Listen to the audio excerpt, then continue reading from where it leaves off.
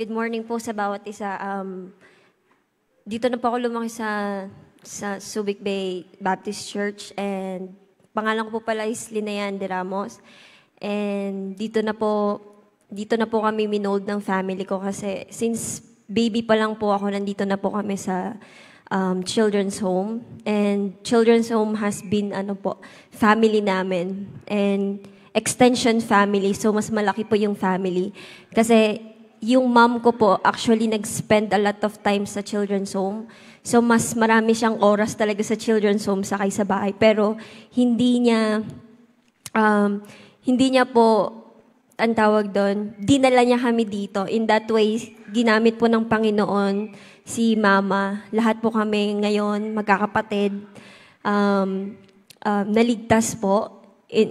By God's grace po, lahat po kami ay saved, and lahat ng buong magkakapatid po kami, lumaki po kami dito sa church, and ngayon po, lahat ng kuya ko, they're working now, and ngayon po ako po ay nasa college right now, taking education, but gusto ko lang po sabihin sa inyo na grabe po yung paggamit ng Panginoon kay Pastor Ted and Nanay Ligaya.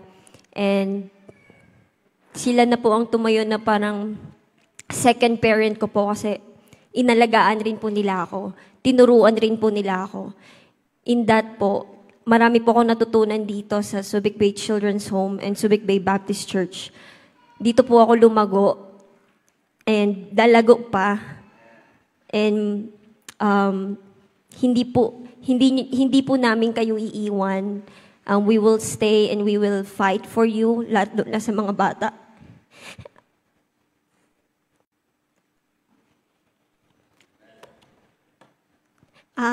Sorry po. Kasi since bata po ako lang po yung tinuturuan. Ngayon po ako nagtuturo. And it was a blessing kasi grabe yung mga bata na makikita mo yung kasiyahan sa kanilang puso.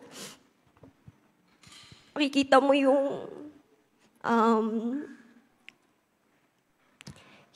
pagbago ng Panginoon sa buhay nila. Kasi pumunta sila dito, wasted sila, ang buhay nila parang hopeless sila. Pero ang children may ginamit ng Panginoon in that para po sila ay magkaroon ng hope, and they have hope right now. And makikita nyo naman po sa mga mukha nila na they don't want to leave. Ayaw nilang umalis dito sa children's home.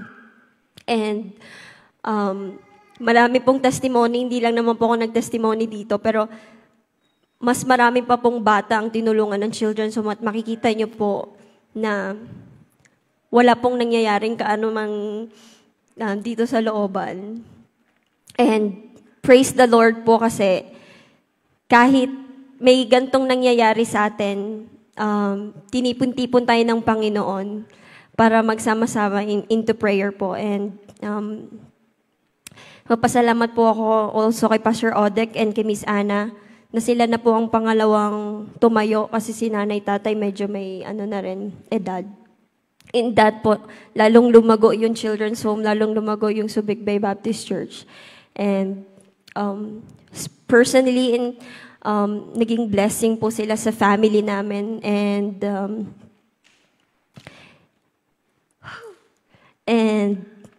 gusto ko lang sabihin sa inyo mga bata, wag na wag niyong kakalimutan yung tinuro sa inyo dito sa loob.